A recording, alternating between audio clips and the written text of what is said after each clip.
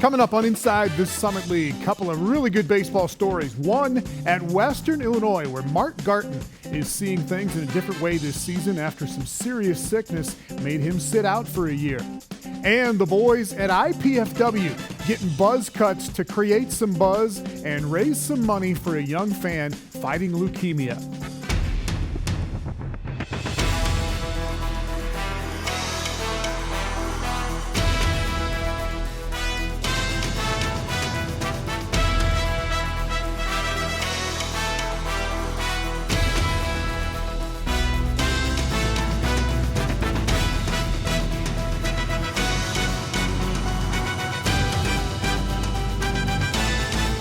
Welcome to the show. Lots of baseball coming up. South Dakota State is still hot, heading into a big series at Oral Roberts this weekend. But some big basketball news out of Vermilion up first. The Coyote women's program found out this week that Nicole Seekamp will be back for another season at USD.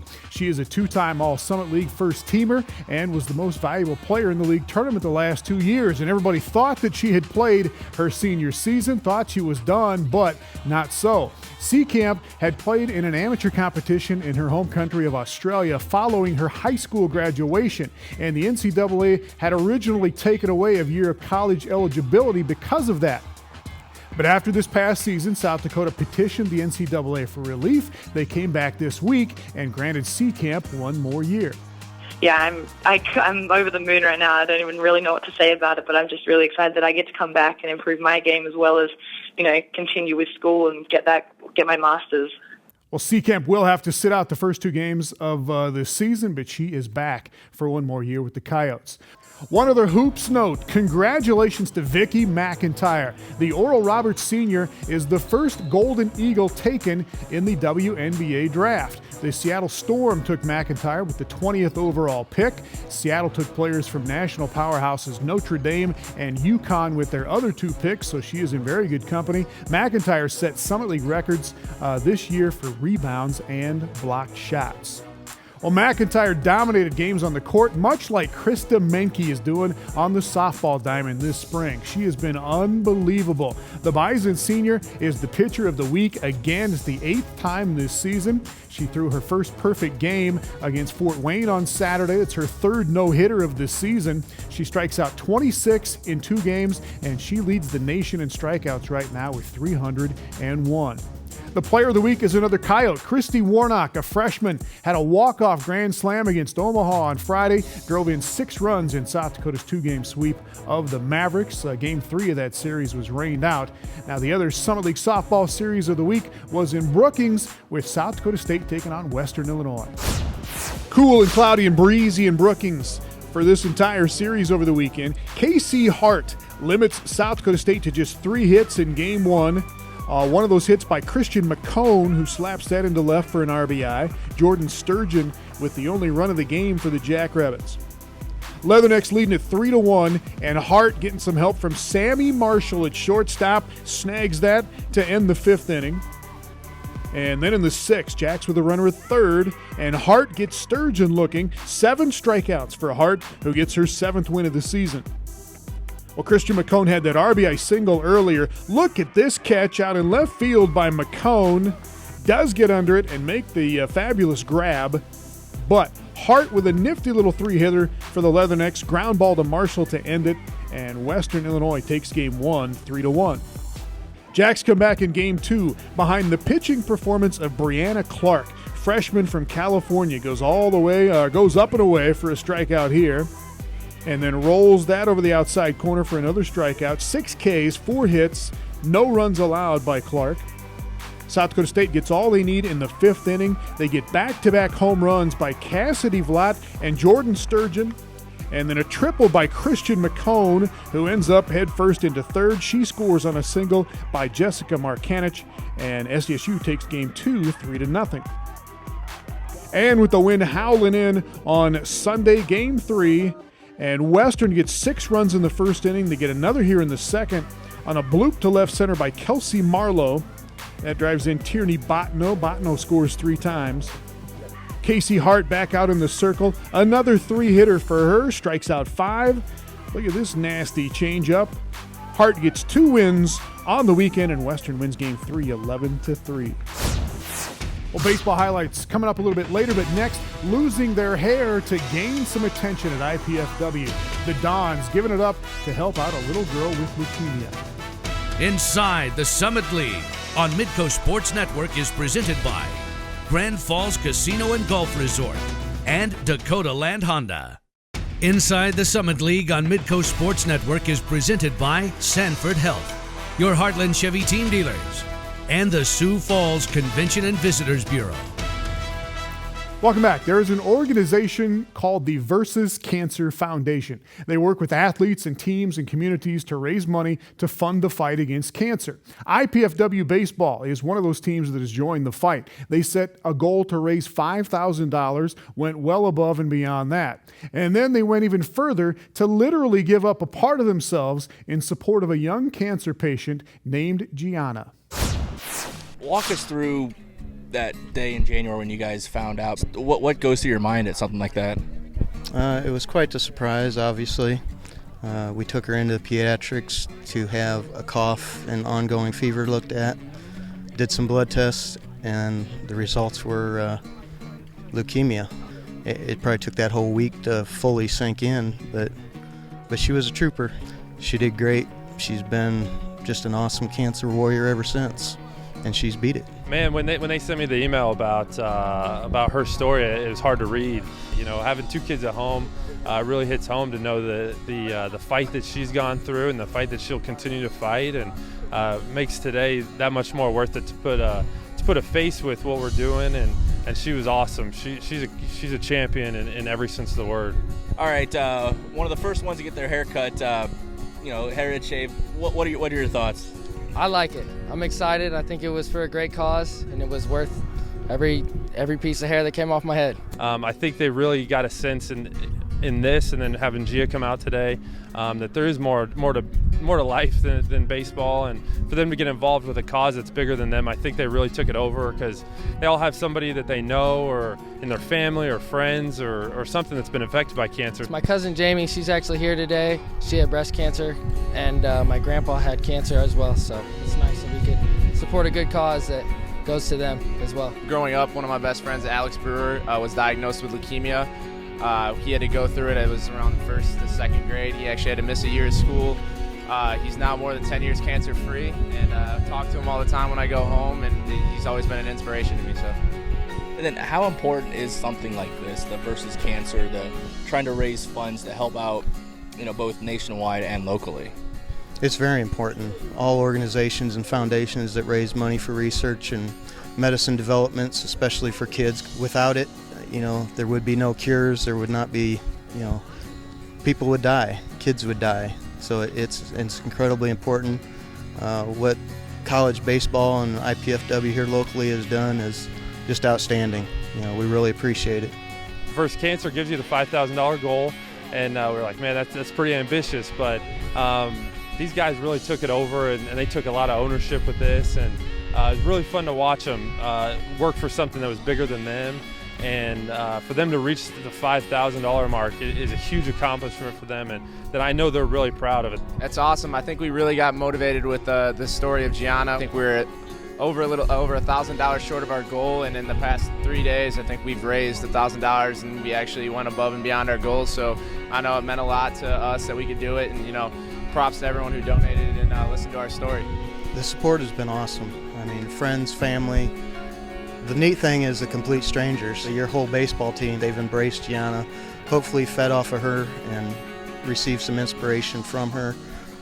People have helped us out in so many ways, and that's what's gotten us through this. That's what's gotten Gianna to a cure. Our support has been amazing in the Fort Wayne area. And then Gianna, how exciting is it to finally be able to say, hey, I've got this beat? Exciting.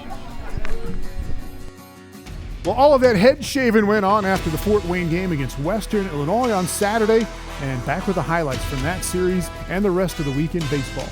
Inside the Summit League on Midco Sports Network is presented by Grand Falls Casino and Golf Resort and Dakota Land Honda. Inside the Summit League on Midco Sports Network is presented by Sanford Health, your Heartland Chevy team dealers, and the Sioux Falls Convention and Visitors Bureau. Welcome back. The Jackrabbits stay hot this week in baseball. South Dakota State has the player and the pitcher of the week. Reed Clary is the player of the week. He went 8 for 11 with a home run, 5 RBI in 3 games against Omaha. The Jackrabbit catcher also threw out 2 would-be base stealers and picked off 2 more in that series. Pitcher of the week is his teammate Adam Bray. Got his 20th career win, going 8 innings and not giving up an earned run against Omaha on Friday. Here are the Jacks and the Mavs to lead off this week's baseball highlights. Sunny and 73 degrees in Brookings on Friday. That pitch is waist high and bye-bye for Luke Ringhofer, third batter of the game for the Jacks. SDSU's up 2-0. Then some Omaha defense. Look at Alex Schultz out in center field. Takes a hit away from Paul Jacobson. Jacks get the win, though, behind Adam Bray. Look at Bray on this play. Got him at first base. SDSU takes game 1 5-1. Mavericks come back in game 2, though. Omaha with the league's leading hitter, Cole Gruber, with an RBI single. He and Schultz and Mortensen and Ryan Cate drive in 2 runs apiece. Omaha wins game 2 8-3. South Dakota State takes the rubber match in the series 12-2 in the Sunday finale. Oral Roberts, meanwhile, takes 2 out of 3 at North Dakota State. This guy leads the league in RBI right now. Anthony Sequeira cranks out his league-leading 6th and 7th home runs of the season in the series. Eagles take game 1 and game 2, but the Bison grab game 3. And speaking of grabs, look at this one by J.D. Larimer. Yes, stash going flat out. Oral Roberts takes a 6-5 lead into the bottom of the 9th in game 3, but the Bison get 2 to win it. David Ernst with a single off the bag at third. Ben Peterson with the winning run for North Dakota State. And in Fort Wayne, a couple of great defensive highlights from the home team. Evan Van Sumeren out in left field. The catch and the gun on one hop and the tag, and they got him at the plate. Sweet. And then Greg Kaiser at short. The pirouette and on to first. Fort Wayne wins 5-2, 3-2, and 7-1. The Dons have won their last 4 games in a row. Well, up next, Guy golfers getting ready for the upcoming Summit League Championships, while the women are playing their league tournament this week out in California. Inside the Summit League on Midco Sports Network is presented by Grand Falls Casino and Golf Resort and Dakota Land Honda. Inside the Summit League on Midco Sports Network is presented by Sanford Health, your Heartland Chevy team dealers, and the Sioux Falls Convention and Visitors Bureau. Well, why would you not want to be a collegiate golfer if you had the chance? You get some cool clothes, play some great courses. The Women's Summit League Championships are going on this week in Seaside, California, near Monterey Bay, just south of San Francisco. Sounds beautiful. The Summit League Men's Championships are in 2 weeks at a course just north of Santa Barbara, California. And one of the final tune-ups for the men's league tournament is the Western Illinois Invitational, played on Monday and Tuesday this week. North Dakota State and Omaha and IUPUI among the 9 teams in the field. They played 36 holes on Monday. Omaha had guys knocking it tight all over the place. The Mavericks had 3 guys break 80 in both of the first 2 rounds. Taylor Sidzik shot a career-best 70 in his second round on Monday. He was tied for 6th overall after the first 36 holes, but he came back with an 83 on Tuesday to finish in a tie for 17th.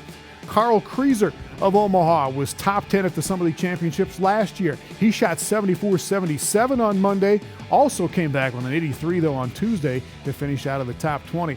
Omaha's number 4 guy, Alex Holton, stayed steady, shot 79-76 on Monday, followed that with a 74 on Tuesday. He finishes 12th overall. Omaha was in 4th place in the team standings after day 1, best among the Summit League teams, but IUPUI came back and overtook them on Tuesday. Ryland Porter, a junior for the Jaguars, shoots 75, 73, 73, and Porter finishes 4th overall. IUPUI finishes 4th as a team, 1 shot ahead of Omaha. Western Illinois, the host, finished 7th in the team standings. Nate Davis is their top guy. He shoots 74, 75, 78. to finish in a tie for 9th place. And you can find the final results from this tournament and the Women's League Championships going on this week on the Summit League website at thesummitleague.org. Meanwhile, the League Tennis Championships are set for this Friday through Sunday in Fort Wayne. Denver and IUPUI have first-round byes on the men's side. South Dakota State will take on Oral Roberts. Fort Wayne plays Western Illinois in the first round there. Denver is the defending men's champion and the defending women's champion. The Pioneer women get a bye in the first round. South Dakota faces IUPUI to get things started in the opening round on Friday, and you can find live stats from the tennis championships at thesummitleague.org. Back to baseball next, and a great story from Western Illinois. A catcher catching up with his team this season, making up for lost time after sitting out for a year because of some serious sickness. Inside the Summit League on Midco Sports Network is presented by Grand Falls Casino and Golf Resort and Dakota Land Honda. Inside the Summit League on Midco Sports Network is presented by Sanford Health, your Heartland Chevy team dealers, and the Sioux Falls Convention and Visitors Bureau.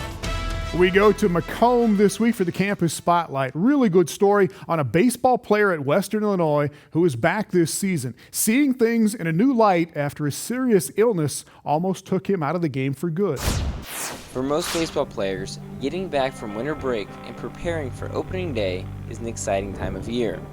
However, last year, Western Illinois junior catcher Mark Garton wasn't concerned about baseball at all.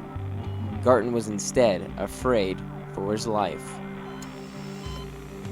When he got back from Christmas break, you could tell something wasn't right with him. His skin color was really bad. He was really pale, and he couldn't do a whole lot. And then he tried to go through workouts with us, and he was sick for a weekend, and he went to the medical center and gave him some meds, and then a week later it was still bad, and I was like, hey, we got to get you to an actual doctor. And so when he went into the ER, they tested his levels, and his liver levels, his glucose levels obviously were really, really low. So they actually made a decision that day, sometime in January, that they're going to send him, they're going to ambulance him up to Peoria.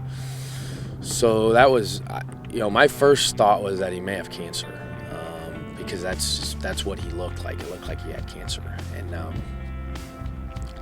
then, he went up to Peoria, and they got him on IVs, and that was tough because you go up there, and I was up there numerous times, and he's got drains coming out of different parts of his body, and he just didn't look good, and he lost a ton of weight.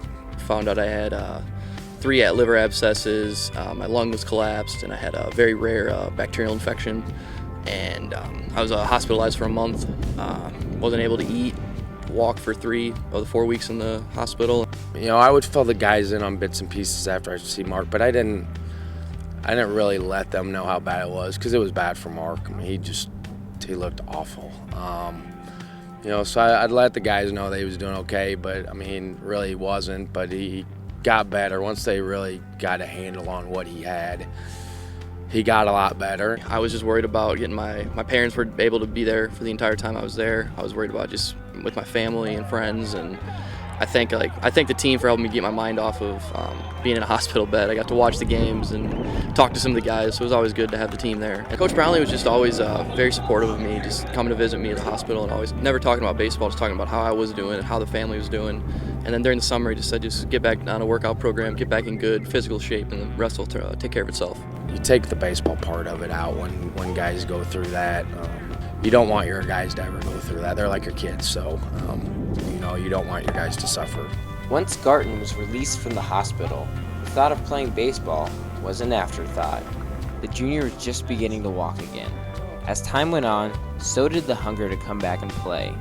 Going into the summer of 2014, Garton was unsure if he was going to be able to play at the Division I level. The motivation for the catcher wasn't going to allow him to give in, though. Mark Garton was determined to do what he could to play ball. I never thought I'd get back to where I was before I got sick. I thought I'd be half of what I was, and after a long summer of work, I actually ended up coaching and then working out and hitting all summer. I saw him a couple times recruiting. I saw him coaching, and he was moving around better. You could tell he was at least going to be able to give it a go. You don't know because he'd had so much time off with his arm. How's his arm going to bounce back? How's his body going to bounce back? But he came in and really got right back into the swing of things pretty good this fall. rushed back his arm a little bit early because he felt good, so he's cutting her loose and had a little bit of a setback, but nothing serious. And so, we basically had to put him on a throwing progression like he had come off Tommy John surgery or shoulder surgery, and he's been fine ever since. And obviously he's throwing extremely well, even though he lost a year. He still had 2 years, and we really did plan on him being our everyday catcher last year before he had withdrawal. So, that's a little bit like riding a bike. It never really leaves you. It may be a little step slower here at times, but he really hasn't missed a beat. He looks like he was before he got sick. It's awesome. It was a great accomplishment just to be able to get out here and play every day and be a part of the team and be contributive. And that's all I wanted to do, is just be a contributing factor in the team. For Mark Garton and head coach Ryan Brownlee, the first at bat will be a moment that will never be forgotten. It was special because you just think about that, and the biggest thing for him is hopefully he appreciates being back out there and having that opportunity, and hopefully that allows him to not beat himself up too bad because he's fortunate to be playing again. Our first game was about almost a year to the date that I got released from the hospital, so we got to the field and everything just looked better. The grass was even green. It looked green to me. It was sunny to me, and everything just looked awesome out there in the field. And I just went up there and I'm like, damn, I worked so hard for a year just to be back on this field. Going through an ordeal such as this has allowed Garton to view baseball and life through a new perspective. Never give up. Just always keep your mind on the goal. And my goal was to get back on the field, and I ended up doing that. And through a lot of hard work and sacrifice, I don't get mad as I used to. I handle things a lot better. I'm more worried about being a better teammate than what's happening on the field, because I realize that these guys are the most important thing. I'd really just like to thank my parents. They were unbelievable supportive. They helped me out, let me stay home all summer and live in their house and help me out, and dropped everything and came down to see me and be with me, and I couldn't thank them enough. Thanks to our guys at Western Illinois for that story. We'll see you next week.